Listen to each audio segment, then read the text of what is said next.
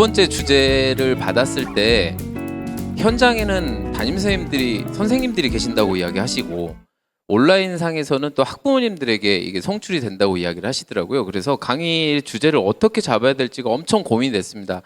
정말 학교 현장에서 지금 제가 1학년 담임이잖아요. 그러니까 상담해야 되는데 우리 아이들 상담하기 전에 애들한테 이런 상담을 해주면 좋겠다라고 생각하고 준비한 자료니까 같이 한번 보시면 좋겠습니다. 네, 목차 보시면 과목 선택 관련해서 이제 절차랑 주요 일정이랑 그다음에 학교 현장에서 일어나는 일들에 대해서 약간 조금씩 더 디테일하게 한번 말씀을 드려볼까 합니다.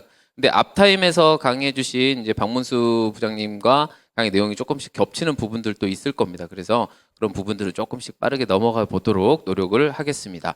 그리고 진로에 맞춘 과목 선택 전략이라고 거창하게 세우긴 했지만 조금 부끄럽습니다. 그리고 마지막에는 이제 수업 상담 실현을 한번 해볼까 생각을 하는데 너무 큰 기대는 하시지 않기를 바라보겠습니다.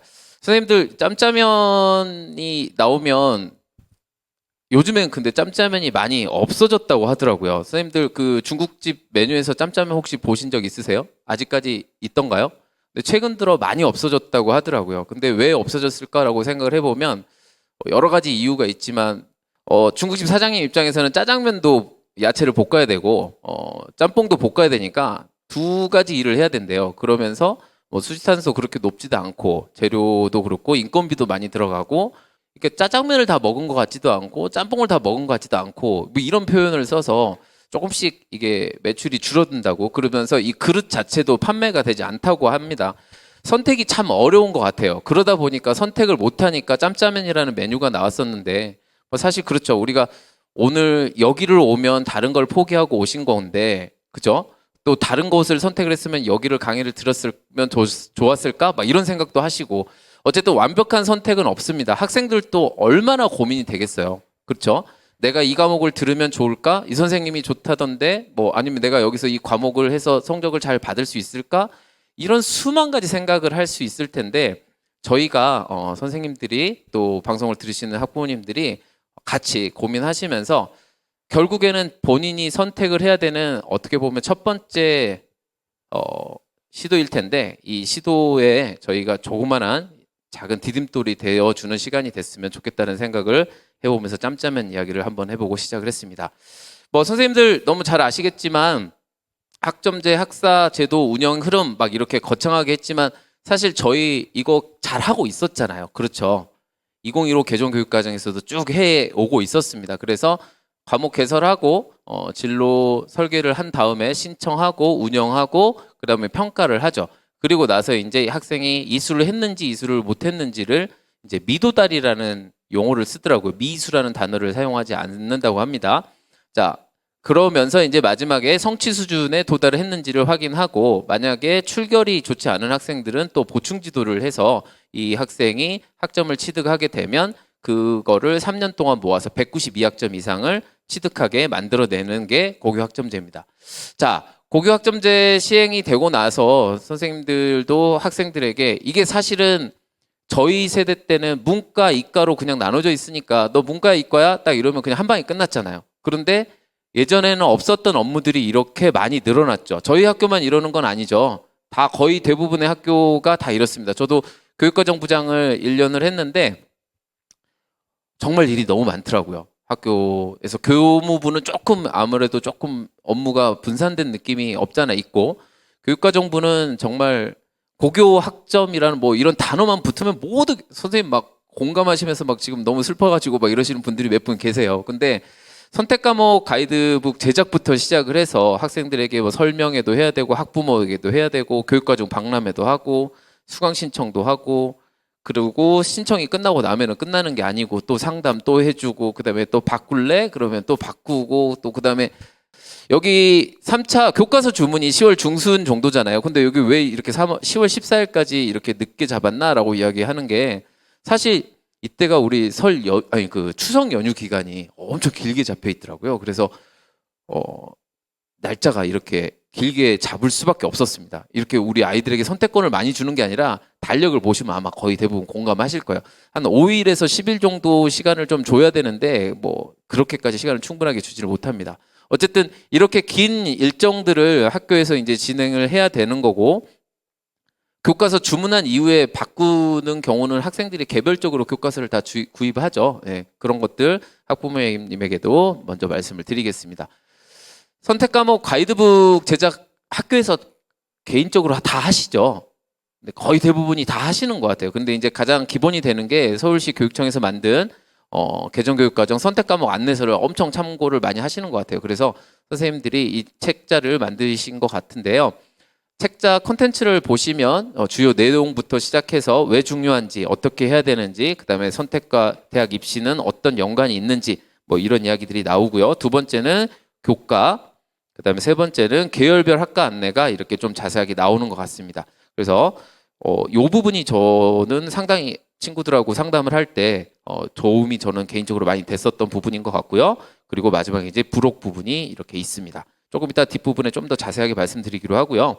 고교학점제 수강 신청 사이트를 이제 활용을 하시는 학교들도 있고, 또 뭐 리로스쿨이나 뭐 다른 데를 사용하시는 학교들도 아마 많이 있는 걸로 알고 있습니다. 그래서 수강 신청을 해서 학생들이 이렇게 자기들이 어떤 과목을 선택을 하겠다 이렇게 칸막이도 이렇게 쳐주면 이제 신청을 하게 되죠. 그러면서 이제 또 학생과 학부모 교육과정 설명회도 진행을 해야 되고, 또 1학년과 2학년 이제 같이 할 수도 없는 시기가 됐으니까 무조건 또 나눠서 해야 되고 어렵죠. 또 그리고 나면 이제 강당 같은 데 가서 저희는 이제 교육과정 박람회를 이렇게 진행을 합니다. 그래서 교과존이 따로 있고 계열존이 따로 있고 진로존이 이렇게 따로 있습니다. 그래서 교과존에서는 과목 선생님들이 한 분씩 이렇게 앉아 계시면 이렇게 막 애들이 찾아가죠. 그리고 상담을 받고, 계열존에서는 졸업생들을 저희가 이제 왕창 부릅니다. 졸업생들을 불러서 전공에 대해서 너희가 질의응답을 좀 해주거나 우리 학교 선생님들에 대한 이야기나 뭐 이런 이야기들을 선배들이 해주니까 학생들이 되게 좋아하는 것 같습니다. 이쪽에만 몰리고, 저 같은 경우가 이제 진로존에 있는데 이렇게 저는 인기가 별로 없는지 농담이고요. 엄청 줄 길게 섭니다. 엄청 길게 서는데 이게 저희는 도장을 찍어야 갈 수 있거든요. 그러니까 도장 때문에 애들이 막 줄을 서 있는 것 같습니다. 어쨌든 여기에서 평상시에는 질문 안 하던 애들이 와가지고 자신의 진로에 대해서 막 이야기하는데, 그럴 때는 좀 힘들긴 해도 교육과정 박람회를 운영하는 게 좀 도움이 되는 것 같다라는 생각도 개인적으로는 해보고 있습니다. 자, 그러면 학교 교육과정 구성 및 학점 편성표에 대해서 간단하게 한번 이해해 보시겠습니다. 학기제 과목 운영이나 선택 과목 체계가 변화가 됐고 필수 이수 학점 축소, 그다음에 학점 이수 인정 기준이 도입됐다라는 거는 학기 초부터 너무나도 많이 들으셨던 내용들일 것 같아서 생략하고 넘어가겠습니다. 자, 최소 성취 수준이라는 게 예전에 그 A, B, C, D, E 하고 I가 있었는데 요즘에 I 쓰나요? 안 쓰죠. 저는 잘 몰랐거든요. 그래갖고 제가 애들한테 야, 니들은 I가 아니야, 청소년이야 이러면서 계속, 죄송합니다, 이런 반응이 나올 거라는 생각 못했는데, 계속 이제 저는 아이가 되면 안 된다라고 이야기를 하면서 이제 이야기를 했었는데 미도달로 이야기가 바뀌었더라고요. 네, 그래서 최소 성취 수준은 이 아이를 받게 되지 않게 하기 위해서 요 위로 끌어올리려고 엄청 노력을 하죠. 이수 학점에 대해서 선생님들 너무 잘 알고 계시겠지만 잠깐 한번 살펴보겠습니다. 2015 개정교육과정에서는 7교시 하는 과목, 7교시 하는 날들이 4일, 그리고 6일, 그러니까 6교시 하는 날이 하루 해가지고 34단위를 운영을 했었죠. 그래서 6학기를 곱하면 204단위가 됐었고, 이제는 7교시 하는 날이 이틀로 이렇게 세팅이 되기 때문에 192학점이 되는 겁니다. 너무 잘 아시는 내용이시죠. 자, 50분에서 17회가 기준이었었는데 50분에서 16회로 바뀌면서 좀 좋아졌죠. 예전에 수업량 유연화라고 표현을 했었던 그 단어가 사라지면서 수업량 적정화라는 단어가 이제 활용이 되고요. 자, 그 다음에 이제 시간으로 계산을 해보면 50분 곱하기 우리가 16회니까 16회 곱하기 192학점, 그리고 나누기 60을 하면 2560시간이 나오는 겁니다. 정말 오랜 시간을 애들이 학교에서 보내는 거죠. 2560시간이나 시간을 보내는데 참 의미 있게 아이들이 시간을 좀 보냈으면 하는 바람이 있습니다. 자, 그러면서 이제 수업량 적정화 이야기를 하면서 이게 2024 학교생활 기록부 기재 요령에 나와 있었던 내용인데, 수업량 유연화에 따른 이런 내용들이 예전에는 있었지만 2025 때는 사라지게 됐죠. 고교학점제 학점 이수 기준들을 잠깐 한번 생각해 보시면 이제 앞에서도 말씀하셨기 때문에 성취율 40% 이상이 도달이 되어야지만 되는 거고, 그 다음에 출석률이 3분의 2 이상이 출석이 돼야 됩니다. 근데 선생님들 이 3분의 2 출석되는 거 혹시 어디서 확인하시는지 보신 적 있으신가요? 저도 그래서 이제 이것들 찾아봤는데, 근데 저는 요 마지막 문구 3년간 누적 학점이 192학점 미충족이 되면 졸업 가능 여부를 25년 하반기 발표 예정이라고 돼. 과목 출석률 충족 여부 확인 방법이 작년 또 2024 때는 이렇게 되어 있었거든요. 그래서 제가 확통을 가르치고 있었어 가지고 17조 곱하기 2학점에서 34가 총 수업 시수로 이렇게 세팅이 되어 있었던 것 같아요. 그래가지고 이제 이런 계산 3분의 2를 곱해서 뭐 이런 계산식이 됐었는데, 올해 거를 이제 살펴보니까 총 수업 시수가 아마 수업하시는 반마다 이렇게 들어가 보시면 이게 교과 담임의 출석 현황 통계, 과목별 출결 현황 여기 들어가 보시면 여기 페이지가 있거든요. 그래서 봐보시면 내가 월화 수 금 수업하는 반하고 월화 목금 수업하는 반하고 약간 다를 수 있어요. 수업 시수가 조금 다르실 수 있습니다. 그래서 그 부분들을 좀 살펴보셔야 되는데, 진짜로 중요한 건 진짜로 너가 며칠 동안 수업을 했니가 되게 중요한 것 같아요.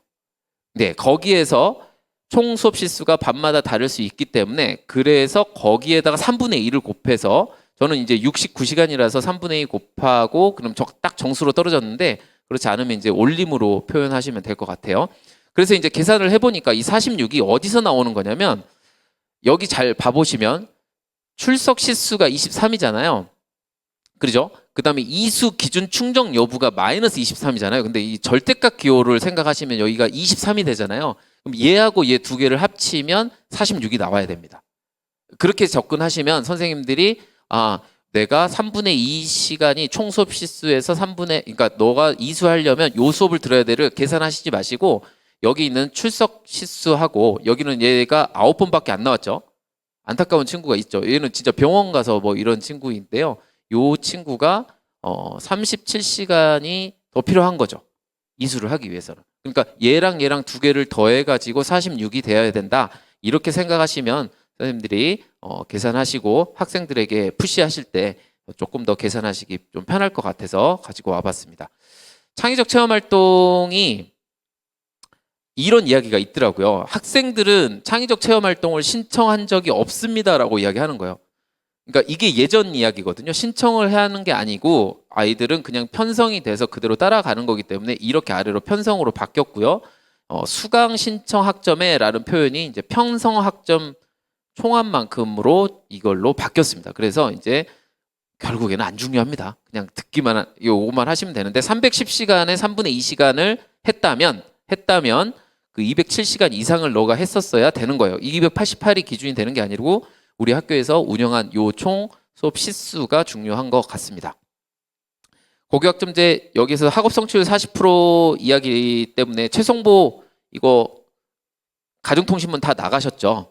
이 40%를 성취율 40%도 해야 되고 너 수업 일수도 좀 맞춰야 되니까 이런 것들 때문에 학교를 여기서 좀 우리 최성보 하면 최소 성취 수준 보장지도 최성보라고 하는 거 아시죠? 자, 고교학점제 학사제도를 이거는 이제 아까 박문 선생님께서 정리하신 것들을 이제 저에게 이야기해 주셨으면 해서 제가 이거를 넣어 놨습니다. 선생님들이 보시면서 출석률이 다 이제 모든 과목들, 교양 과목이나 창의적 체험 활동도 다 적용이 되고, 공동교육 과정이나 뭐 학교 밖 교육까지 이게 다 적용이 되고, 성취율은 교양 과목일 때는 이제 당연히 패스 페일이니까 당연히 미적용이 될 거고, 창의적 체험 활동도 이거를 성적을 내는 게 아니니까 이렇게 미적용이 된다. 뭐 이런 이야기 좀 해주시면 될 것 같고, 그러니까 당연히 최소 성취 수준 보장지도에서도 교양 과목이랑 그다음 창의적 체험 활동들은 제외가 되는 거야라고 이야기해 주시면 될 것 같고, 근데 이제 추가 학습은 너가 출석이 좀 부족하면 이건 해야 돼 이렇게 이야기해 주시면서 요 표를 보시면서 이야기해 주시면 좋을 것 같습니다.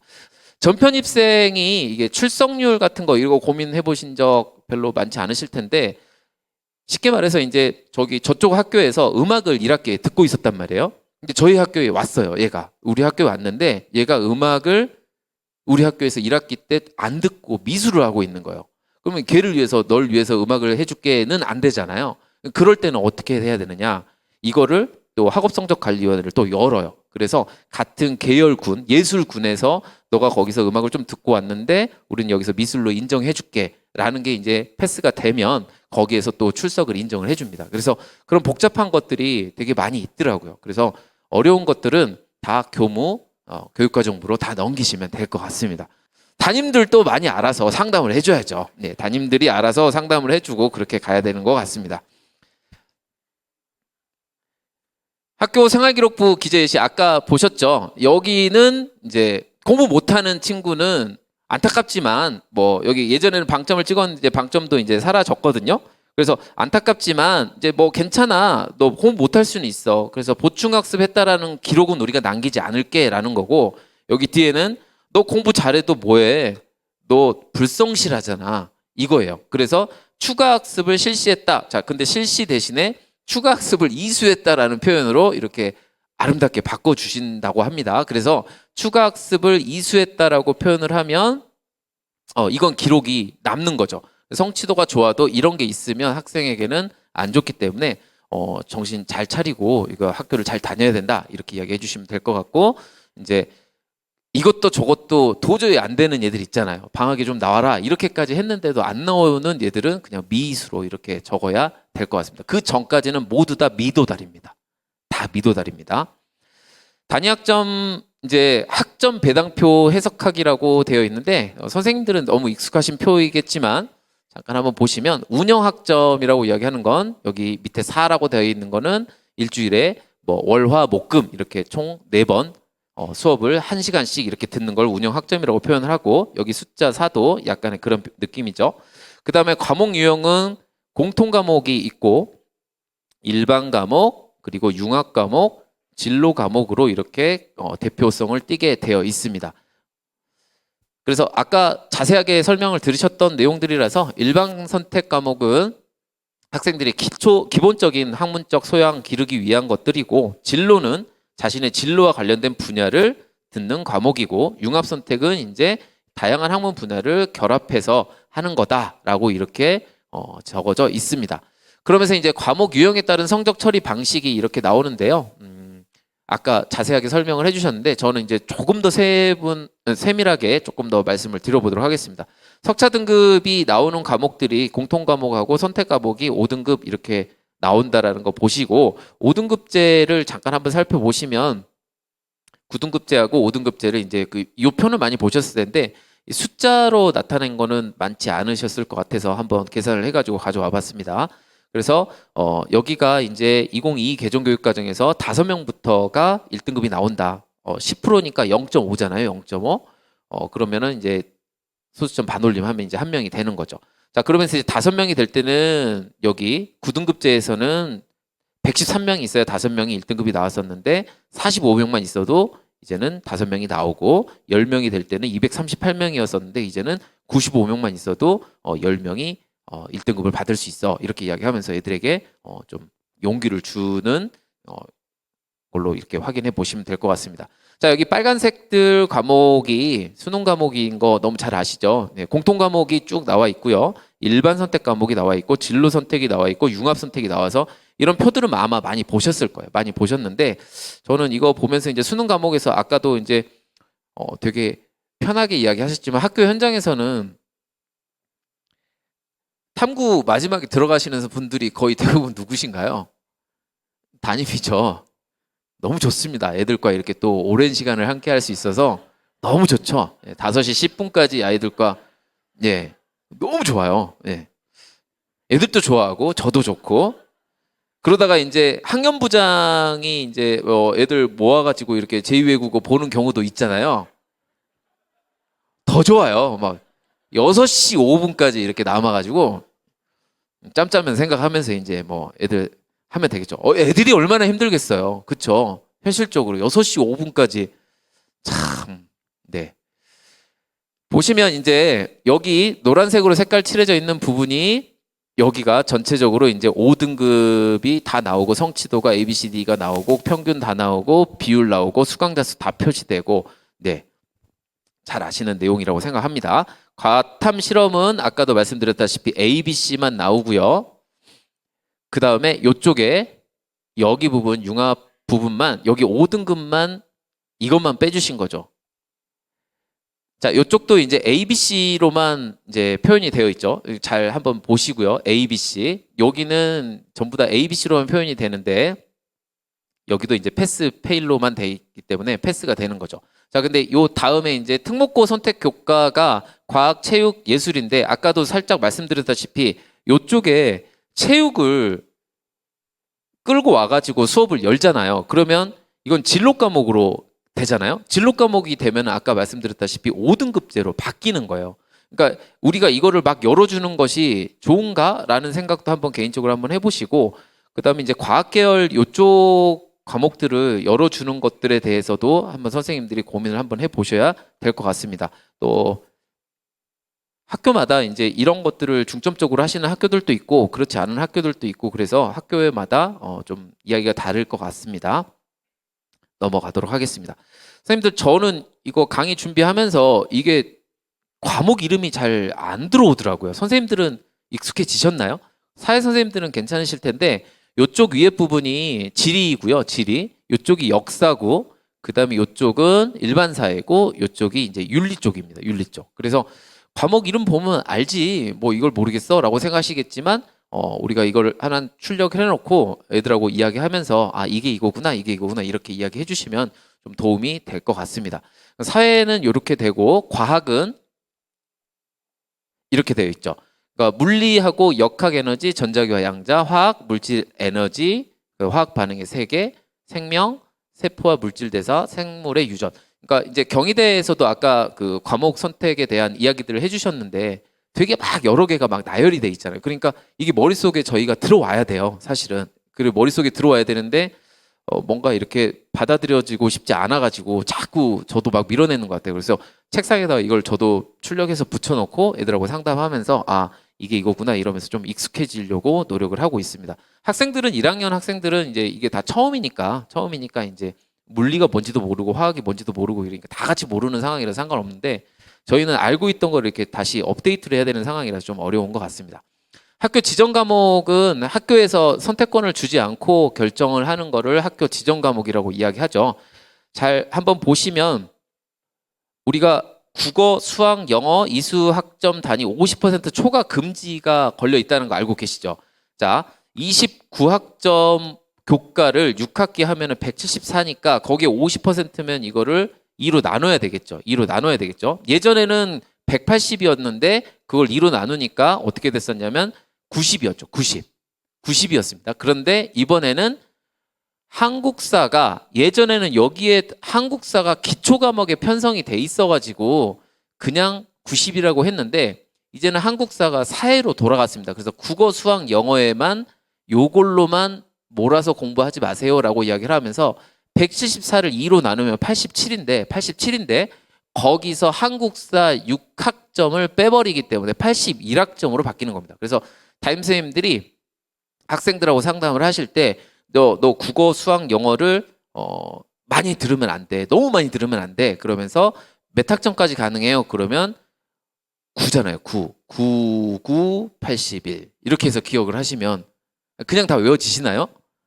예, 99, 81로 기억을 하셔서 81로만 선생님들이 생각하고 계시면 좋을 것 같습니다. 그래서 학교에서 이제 여기 표를 봐보시면 4, 4, 4, 4, 3 이렇게 되면 19학점이죠. 맞죠? 그러면서 이제 유의사항 여기 밑에 봐보면 국어, 수학, 영어 선택 과목의 총 학점수는 27학점 이하여야 함. 그런데 애들이 이제 물어보죠. 왜 27 이하여야 돼요? 라고 물어보면 거기에 대해서 이제 선생님이 답변을 해주셔야 되겠죠. 자, 왜 그러냐면 잘 봐. 여기에서 국어에서 19구, 수학에서 19구, 이건 16이야. 네가 우리 학교를 졸업하려면 무조건 들어야 되거든. 그러면 81에서 요 19, 19, 16을 빼면 27밖에 안 남잖아. 그러니까 이거보다는 조금 덜 들어야 돼. 그러니까 네가 맥시멈으로 듣고 싶으면 27까지는 들을 수 있어 라고 이야기를 해주시면 될 것 같습니다. 그래서 이거가 필수 이수학점이라는 거를 학생들이 생각보다 잘 이해를 못 하더라고요. 그래서 이제 이야기도 해주시고 그렇게 해가지고 이거를 표를 보시면서 설명을 해주시면 될 것 같습니다. 그래서 이 부분들을 유의사항을 선생님들이 학교에서 담임 선생님이 학생들에게 설명해 주실 수 있으시면 크게 문제는 별로 없는 것 같아요. 자, 이게 학교 지정 과목이고요. 자, 그러면 이제 사회 과목으로 넘어가 보면 아까 박문수 부장님께서 말씀하셨던 3, 3으로 해가지고 한국사 6을 다 채웠고요. 통합사에도 8인데 4, 4로 해가지고 다 채웠고요. 통합 과학하고 과탐 실험으로 이렇게 해서 또 10을 다 채웠습니다. 그러니까 2학년 때부터는 너희가 듣고 싶은 걸 마음껏 들어라고 이야기해 주시면 되는 겁니다. 이게 가장 큰 차이점이죠. 체육 같은 경우도 이제 저희는 1학년 때 2시간, 2학년 때 2시간, 3학년 때 1시간 이렇게 해서 총 10시간을 채워 놓습니다. 자, 그다음에 예술이 저희는 여기가 10인데 1학년 때 지금 3, 3으로밖에 안 돼 있잖아요. 그러니까 6밖에 안 돼 있네. 그러니까 언제 들어야 돼요? 이거를 2, 3학년 때는 들어야 되는 거죠. 2, 3학년 때. 그래서 2, 3학년 때 넘어가 보면 3학년에 아이고야 여기가 음악이 한 번 있고 미술 감성과 비평 뭐 이런 게 여기 있네. 여기서 1학기 때 한번 네가 고르면 또 2시간이 되겠네. 그다음에 2학기 때 또 들으면 2시간이 되겠네. 이렇게 되면 아까 이야기했던 그 10시간을 다 채울 수 있게 되는 겁니다. 선생님들 학생들에게 이렇게 교육과정 학점 배당표를 이렇게 보여주시면서 설명을 해주시면 학생들이 이해할 수 있다고 생각합니다. 자, 그 다음에 이제 이게 제일 조금 복잡한 것 같아요. 기술과정, 정보, 제2외국어, 한문, 교양 여기 교과가 16학점을 들어야 되는데 이거는 이제 약간 필수로 이렇게 정하기가 좀 어렵죠. 자, 전체적으로 이제 16학점을 들어야 되는데 2학년 때 정보, 제2외국어, 한문으로 해가지고 여기에서 너희가 골라야 돼. 그런데 고를 때 여기 택 5라고 써져 있는 게 있잖아.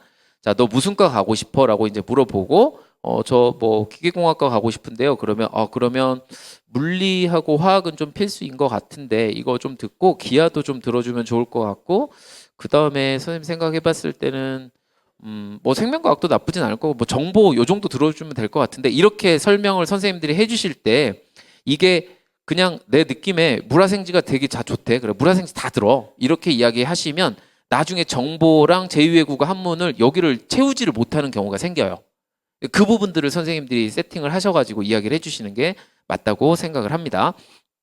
그래서 저희는 근데 왜 제2외국어 여기 정보하고 제2외국어 군 중에서 반드시 4개 이상을 선택하라고 돼 있을까요? 저희는 여기 3학점이거든요. 그러면 3학점에 3, 4, 10이잖아요. 12. 12밖에 안 되는데 그러면 고정으로 4학점이 여기는 무조건 해야 되는 학교인가 보구나. 이렇게 생각을 하시고 학점 배당표를 보시면 됩니다. 보시면 3학년에 인간과 철학과 논술로 해가지고 무조건 선택을 하나를 해야 되고요. 그 다음에 논술과 삶과 종교로 해가지고 1시간이 또 선택을 해야 됩니다. 저희가 기독교 학교라서 요런 부분들이 이제 학생들에게 요구가 되고 있는 거예요. 그래서 이렇게 되니까 이렇게 표시가 돼서 우리가 총 16이어야 되잖아. 근데 너가 3학년 때 무조건 이거를 둘을 듣게 되거든. 그러니까 12만 너희가 좀 들으면 될 것 같아. 그래서 너가 계획을 세워가지고 2학년 1학기, 2학년 2학기, 그 다음에 3학년 1학기까지, 3학년 2학기까지 해가지고 너가 정보, 외국어 이쪽 부분에서 4개를 선택하면 돼. 자, 그래서 어떤 과목이 있냐면 2학기 때는 아까 정보하고 일본어, 중국어 있었는데 2학기 때 인공지능 기초하고 일본어 회화, 중국어 회화가 이렇게 비슷한 맥락으로 있죠. 자, 그 다음에 3학년 1학기 때도 정보, 제2외국어 한문이 여기 있는데 데이터 과학하고 심화 일본어, 심화 중국어로 이렇게 되어 있죠. 그래서 여기 학교는 선생님들이 이렇게 계시는구나 이런 느낌을 받으실 수 있다고 생각합니다. 3학년 2학기 때도 소프트웨어 생활하고 일본 문화, 중국 문화까지 이렇게 패키지로 이렇게 계속 가는 겁니다. 근데 위계가 없다고 이야기를 하잖아요. 사실은 위계가 없다고 이야기를 하는데 진짜 없나요? 자, 그래서 이제 우리 학교에서 선생님 저는 또 다른 독일어나 뭐 이런 거 듣고 싶었는데 이게 없나요? 그런 친구들은 예전에는 이런 사이트가 있었는데 제가 다시 들어가 보니까 요즘에는 콜라 캠퍼스 이렇게 만들어져 있더라고요. 선생님들 이거 공유 캠퍼스가 뭐고 거점 학교가 뭐고 그 아까 강의 들으셨으니까 이제 대충 머릿속에 개념 잡히시겠지만 저 처음에 교육과정 부장 할 때 누가 안 알려줘가지고 이거 정리하기도 좀 머릿속으로 어렵더라고요. 거점형은 저는 그렇게 생각합니다. 그러니까 뭐라고 쉽게 생각하냐면 방과후 학교를 여는데 외부에 있는 얘들이 저한테 수업을 들을 수 있는 거 이렇게 저는 쉽게 생각을 했고요. 공유형은 나랑 우리 학교랑 저쪽의 학교에 이렇게 있는 거예요. 근데 우리 정보 선생님이 진짜 유명한 사람이거든. 그래서 이 정보 선생님이 수업을 열 거야. 그러면 너희 학교에서 우리 학교 이 선생님의 수업을 들을 수 있게 해줄게. 대신 너희 학교는 어떤 선생님이 유명해? 그래서 우리랑 같이 공유하자. 이게 이제 공유형, 공유 캠퍼스인 거죠. 그래서 이렇게 되는데 거점 학교 이거 선생님들도 이게 보셨을 겁니다. 이걸 보셔가지고 신청 기간이 1월 31일까지여가지고 쭉 확대를 한번 해보면 여기에 표가 이렇게 되게 자세히 나와 있어요. 인원수도 나오고 그 다음에 운영 시간 나오고 그다음에 온라인으로 수업을 하기도 하는데 68시간 중에서 12시간은 온라인이고 나머지는 현장으로 하는 거야. 그러니까 네가 직접 그 학교를 찾아가야 되는데 감당할 수 있겠어? 주말이면 가능하고 뭐 목요일 날 저녁에 6시까지 네가 여기 동북구까지 갈 수 있겠어? 뭐 이런 것들을 상담을 하시면서 된다는 애들은 하게 해주시는 것도 나쁘지 않다고 생각합니다. 서울 온라인 학교가 이제 거점 학교 이렇게 되어 있는데 서울 온라인 학교 아까 얼핏 말씀하셨지만 이 서울 온라인 학교의 성취는 이렇게 되어 있습니다. 석자 등급은 나오진 않고요. 나오진 않고 과학 탐구 실험 종류 있잖아요. 실험 종류는 온라인에서 실험을 할 수는 없잖아요. 그래서 이거는 과목이 열리지를 않습니다. 그건 과목이 열리지는 않고요. 이렇게 두 가지로 좀 구분을 해서 기억하시면 좋을 것 같아요. 서울 온라인 학교가 주문형 교육 과정이 있어요. 이거는 무슨 말이냐? 우리 학교에 뭐 예를 들어 정보 선생님을 모시려고 했는데 정보 선생님이 안 계시는 거예요. 정보 선생님이 안 계시는데 우리 학교 애들이 정보 관련된 과목을 되게 요청을 하는 거예요. 그러면 온라인 학교에다가 이제 요청을 하는 거죠. 야, 우리 교육 과정에다가 이거 넣을 테니까 너희 이거 열어줄래? 라고 이야기하면 온라인 학교에서 그 학교하고 협의를 합니다. 그래서 일과 시간 내에 이거를 열어줘요. 근데 아까 말씀하셨다시피 이거를 수업을 들을 수 있는 시설이나 이런 것들이 다 구축이 되어 있어야지 가능합니다. 학교에서 이게 가능하고요. 그 다음에 이제 두 번째는 개방형 교육과정인데 이거는 학생들이 온라인 학교에서 이거는 주도적으로 일과 시간 내에 하는 게 아니라 일과 시간 내도 되고 외도 됩니다. 그래서 내가 이거는 수업을 이렇게 오픈을 할 테니까 들어와서 들을래? 이런 개념으로 생각해 주셔도 될 것 같아요. 그래서 이거를 또 저쪽에 보내면 온라인 학교에서 또 실무를 담당하시는 선생님하고 학교하고 이제 조율을 해서 이제 다음에 수업을 들을 수 있게 이렇게 만들어지고 있는 것 같습니다. 그래서 수업들은 어떤 게 열립니까? 라고 이야기했을 때 수업들이 이런 과목들이 열리는 것 같아요. 지금 그래서 2026에 지금 고등학교 1학년 애들이 내년도에 가면 이런 과목들을 들을 수 있고요. 그다음 내년도에 1학년이 되는 애들은 이런 과목들을 이제 신청해서 들을 수가 있는 것 같습니다. 자, 아까도 말씀드렸다시피 여기에서 실험 과목들은 온라인에서 할 수가 없다. 물리학 실험이나 화학 실험이나 이런 것들은 선택할 수 없다라는 이 말씀을 다시 한번 드렸습니다. 자, 그러면 제가 이제 전문교과에 대해서 엄청 강조를 한 것 같아가지고 고민이 많이 되실 텐데 전문교과 많이 하는 게 유리합니까? 학부모님이 그렇게 질문을 하시더라고요. 1등급이 되게 많아져가지고 1등급이 정말 많아졌잖아요. 1등급이 많아졌는데 우리 애가 다른 친구하고의 우수성을 드러낼 수 있는 게 뭐가 있을까요? 라고 물어보시는 학부모님이 계셨어요. 그래서 저는 고민이 엄청 되더라고요. 제가 그러면서 이제 뭐 이거 들으십시오 이렇게 말씀을 드릴 수는 없었는데 직접적으로 학부모님이 물어보셨거든요. 그래서 이런 온라인 수업이나 아니면 공동교육 과정을 많이 들어야 될까요? 라고 이야기했을 때 제가 좀 대답을 머뭇머뭇하긴 했었는데 이 친구가 올 1등급이면 좋겠죠. 있으면 좋겠죠. 있으면 좋은데 1등급이 아닌데 그거를 들었다고 해서 그게 플러스 알파 되는 건 아니다라는 거를 2025 중앙대 학생부 전형 가이드북에서 이걸 확인할 수 있었습니다. 그래서 참고해서 보시면 될 것 같습니다. 그래서 보통 교과를 충분히 이수해야 된다. 그래서 이게 위계가 여기서는 있다라고 대놓고 이야기를 했었는데 이제는 2022 개정교육과정으로 바뀌었기 때문에 이렇게 대놓고 이야기를 할 수는 없겠지만 대학의 관점은 안 바뀌었을 가능성이 되게 높겠죠. 그런 것들 생각해 보시면 좋을 것 같고요. 그리고 보통 교과에서 이수할 수 있는 과목들을 충분히 이수하는 게 맞다고 생각을 합니다. 자, 그래서 이제 대학에서는 진로 기반 과목에서 선택 전략을 어떻게 할 것이냐. 너무 많이 보셨던 내용이죠. 지필평가 대학으로 보낼 거야. 수행평가 영역명도 보낼 거야. 성취도별 분할 점수도 보낼 거야. 선생님들 학기 초에 엄청 고민하시면서 영역 장명하시지 않으셨나요? 내용은 크게 바뀌지 않았는데 챗GPT 엄청 돌리면서 어떻게 해야 멋있는 이름으로 바뀔 것인가 바뀌신 거 너무 잘 알고 계시리라고 생각합니다. 뭐 우리가 과목 선택 부분은 사법 성취도 요쪽 부분도 그렇지만 전공 교과 이수 노력이나 교과 성취도 요 부분에서 상당히 중요한 의미를 띠고 있다고 생각합니다. 교수 평기 알고 계시리라고 생각을 하는데 학생에게 이게 대학교에서는 교육 과정을 반드시 찬찬히 뜯어보는 거죠. 천천히 뜯어보면서 수업을 어떻게 했고 평가를 어떻게 하고 기록을 어떻게 했는지에 대해서 많이 살펴보는 것 같습니다. 자, 이 네 가지 중에서 가장 중요한 게 뭘까요? 학생의 동기 행동 결과하고 선생님 관찰 평가, 선생님 기록, 그 다음에 평가. 뭘까요? 저는 무조건 학생의 동기 행동 결과라고 생각합니다. 무조건이죠. 선생님이 잘 관찰하고 싶어도 학생이 뭘 하지 않으면 안 되잖아요. 학생들이 동기와 과정까지 이제 구체적으로 나타내 달라고 이야기했는데 대학에서 2022 개정교육과정에서 총론에서 깊이 있는 학습을 좀 해달라고 이제 요청을 했단 말이에요. 깊이 있는 학습. 깊이 있는 학습이 뭘까를 좀 고민을 했는데 선택권 높이기 위해서 3학점을 많이 하는 게 좋을 것이냐 아니면 4학점으로 해서 충분한 학습 시간이 확보가 되는 게 좋을 것이냐 이런 것 놓고도 엄청 고민을 많이 하셨을 거라고 생각합니다. 어쨌든 학생들이 특목고 과목 이런 것들을 활용하기보다는 일반이나 진로나 융합해서 학생들이 위기에 맞춰서 적극적으로 자기가 관심이 있는 과목들을 선택해서 듣게 하는 게 가장 중요한 게 아닌가라는 생각을 해봤습니다. 그래서 커피 이야기를 가지고 야 커피가 뭐야? 라고 물어봤을 때 커피는 뭐 이렇게 돼서 쓴맛이 나는 짙은 갈색의 음료예요. 요렇게 이야기하는 거는 예전 시대인 거죠. 저희 시대 때 정답 1, 2, 3, 4, 5 답 체크하는 시대였는데 깊이 있는 학습은 이런 것들을 요구하는 것 같아요.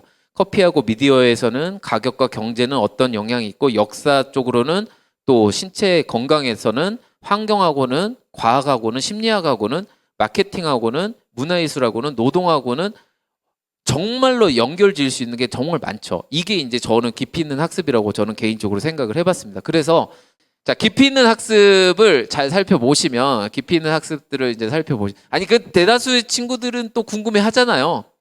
예, 이렇게 하고 끊고 가면은 안 될 것 같아가지고 제가 많이 궁금해 하는데 몇몇의 친구들이 안 궁금해 해가지고 이 친구는 정말 뭐가 많이 궁금했었던 것 같아요. 그래서 삶의 시작을 이제 창작하면서 여러 가지 이야기들을 하고 그다음에 책들을 여러 개를 읽고 그러면서 이제 비교하면서 선과 악의 경계에 대해서 이야기하면서 융합적 사고까지 이걸 보여준 것 같아요. 그래서 대학은 이런 세특을 쭉 읽으면서 수행평가를 이런 식으로 진행하셨겠구나. 이렇게 진행해서 학생들에게 기회를 제공했고 그 다음에 이 학생이 그 기회를 잘 잡아서 주도적으로 참여했구나. 그래서 판을 깔아주는 건 교사의 역할이고 학생들이 잘 뛰어놀 수 있게 우리가 자꾸 엉덩이를 치면서 같이 달려가야 된다라고 이야기를 하고 있는 것 같습니다.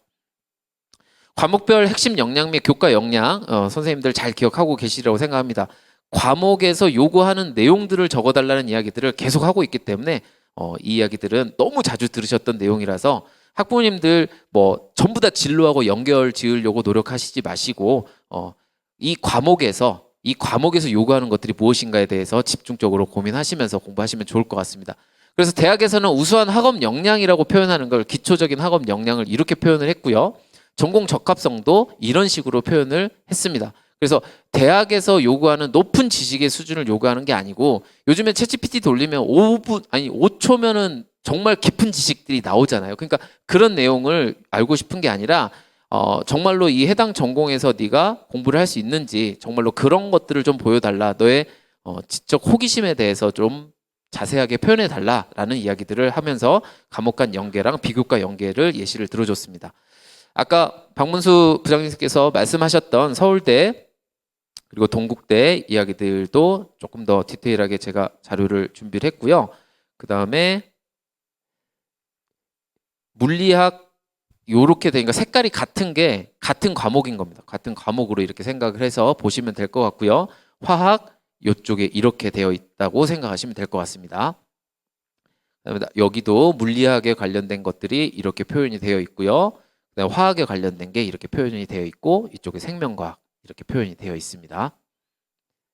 물리하고 화학이 엄청 중요해진 것 같아요. 물리하고 화학이 이렇게 나오고 생명과학도 이제 또 특정과에서 중요하게 여겨집니다.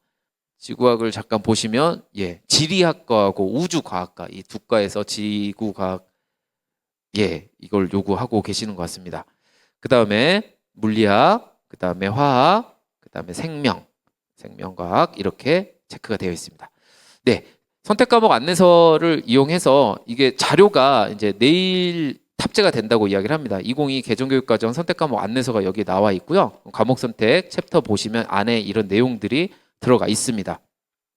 보통 교과하고 그 다음에 여기 잠깐만 살펴보시면 화법과 언어 어떻게 나와 있다라는 거, 그 다음에 과목 정보 나와 있고요. 교과 구성, 주요 내용 나와 있고, 그 다음에 관련 직업 및 학과가 이렇게 나와 있습니다. 그래서 학생과 너 이 과목 선택하자라고 이야기하실 때 이런 내용들을 같이 한번 보시면 좋을 것 같고요. 계열별 학과 안내에서는 공학 분야, 뭐 보건의학학 분야, 교육 분야, 예술체육 분야, 그리고 자율전공 분야까지 총 8개 분야를 좀 찢어서 이렇게 설명을 해놨습니다. 경영학과에 대해서 간단하게 설명을 해놓았고요. 그 다음에 주요 전공 교과목에 대해서 이야기하고 학생에게 이런 거 추천한다. 관련 정보, 그 다음에 개설 대학, 그 다음에 졸업 후 진로까지 나와 있으니까 학생과 이야기하실 때 너무 도움이 되실 거라고 생각합니다. 그리고 제일 관심 많으신 관련 고등학교 선택 과목인데 이게 대학에서 이거를 안 들으면 안 됩니다라는 그런 기준은 아니라는 거 알고 계시죠? 너가 대학 가서 공부할 때 이런 과목들을 듣고 가면은 좀 도움이 될 것 같아라고 해서 큰 그림을 그려주시는 용도로 활용하시면 좋을 것 같습니다. 부록에는 이런 내용들이 들어가 있습니다. 센지랑 나침판은 아직은 2022 개정교육과정으로 업데이트가 되지를 아직 않았습니다. 그래서 제가 이번에 올해 나침판 팀에 들어갔는데 이제 같이 작업을 해서 이 자료들을 빠르게 업데이트할 수 있도록 노력을 하겠습니다. 센지낙 나침판 가끔 활용하시나요? 저는 센지낙 나침판에 이 자료가 되게 좋더라고요. 학부모님들에게도 상담할 때 대학 제공 자료를 클릭을 해보면 여기에 이제 대학명을 넣을 수 있죠. 그래서 예를 들어 경희대를 넣으면 경희대에서 나오는 모든 자료들이 이렇게 다 들어가 있습니다. 학생부 종합전형 가이드북, 전공 가이드북, 논술 가이드북. 그러면 내가 뭐 자료를 줄 필요도 없고 학부모님들이 바로 다운 받으셔서 보실 수 있기 때문에 이 자료들을 잘 활용해 보시는 게 참 좋을 거라고 생각을 해봤습니다. 예, 상담을 시연을 해야 되는데 뭐 사실 대단한 건 아니고요. 아까 그 말씀드렸던 것들을 하나하나씩 보여드리면서 이제 조금 더 하라고 이야기하시네요. 멈추려고 했었습니다. 저는 분명히. 네, 잠깐 보시죠. 그냥 조용히 이렇게 집에 가시면.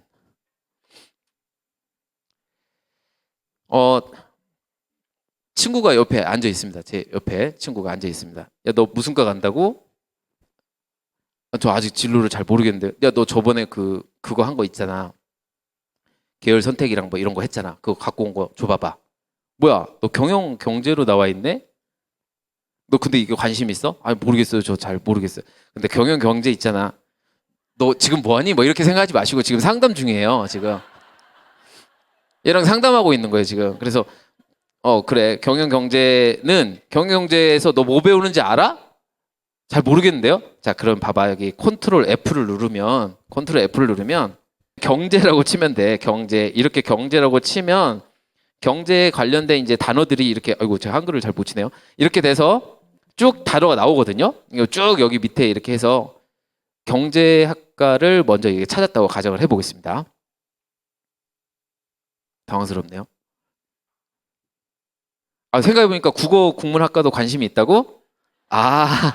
그래, 그러면 국어 국문학과를 같이 해보자. 국어 국문학과 좋지. 국어 국문학과가 참 좋아. 등에서 땀나요, 지금, 선생님들. 자, 국어국문학과에서는 이런 걸 공부를 한대. 알았니? 잘 몰랐지? 자, 그러면은 대학교 홈페이지를 가보는 게 참 좋아. 대학교 홈페이지를 가보면 국어국문학과에서 우리 과에서는 뭘 배우고 뭐 어떻게 하는 거 이런 것도 나오고 아까 선생님이 그 센지낙 나침판이라고 이야기했었잖아. 그 센지낙 나침판에 가보면 그 전공 과목들을 이렇게 이게 무슨 과목을 배우는 거야 이런 이야기들도 적어져 있는 경우가 많거든. 그래서 그거를 같이 좀 읽어보면 좋아. 주요 전공 교과목 보면 이거 무슨 내용인지 알겠어? 관심 없지? 그럼 넌 국어 국문학과를 가면 안 돼. 이거 보고 관심이 막 생겨야 돼. 뭐 한국어 문법론 와 이게 뭐예요? 막 한국어 의문론 선생님 저 이거 엄청 궁금한데요. 이런 친구들이 국어 국문학과 가야 되는 거야. 그잖아. 그치? 너 관심 없지? 관심 생겼어요. 그럼 그래. 그러면 이거 가지고 네가 국어 이제 유튜브나 아니면은 뭐 K무크나 뭐 여러 가지 강의들을 들으면서 이게 무엇인지에 대해서 너가 좀 알아보는 게 되게 중요한 것 같아. 그래서 이 전공 교과목에서 내가 그냥 막연하게 생각했던 거랑 아, 대학 가서 배우는 게 다르구나라는 거를 대학 가서 알게 되면 어떡할 거야? 당황스럽잖아. 그러니까 미리 좀 공부를 하자고. 미리 하자고. 내일까지 들어올 수 있어? 들어올 수 있어요. 네, 꼭 들어와. 그리고 하루가 지났습니다. 자, 그래서 들어왔어? 그랬더니 들어왔대요. 그래서 무슨 대학교 홈페이지 들어가 봤어? 이렇게 했더니 저 서울대 갈 거라서 서울대 가봤는데요. 그래? 그럼 서울대에서 어떤 과목들 이렇게 공부하는지 봤다고? 잘했어. 자, 그러면 우리가 그 졸업 후 진로는 이런 것들이 있는데 네가 좀 잘 생각해 보면서 어떤 쪽으로 갈지 좀 깊이 있게 좀 생각해 보면 좋고 관련 과목들은 좀 이런 것들이 있거든. 관련 과목들이 이런 게 있어. 근데 선생님이 이야기했지만 이거는 무조건 들어야 되는 건 아니야. 이걸 안 들었다고 해서 대학에서 떨어뜨리는 건 아닌데 네가 그래도 과목을 선택할 때는 이런 과목들 위주로 들어주면 아, 네가 고등학교 때부터 우리 과에 오고 싶어서 관심이 좀 있었던 흔적이 보이는구나. 이런 것들을 좀 볼 수 있겠지. 그래서 선생님은 이런 과목들을 좀 듣는 걸 추천해. 너무 쉬운 주제를 가지고 강의하느라 저도 힘들었는데 선생님들도 끝까지 앉아 계시느라 너무 고생 많으셨습니다. 정말 고생 많으셨습니다. 여기까지 하겠습니다.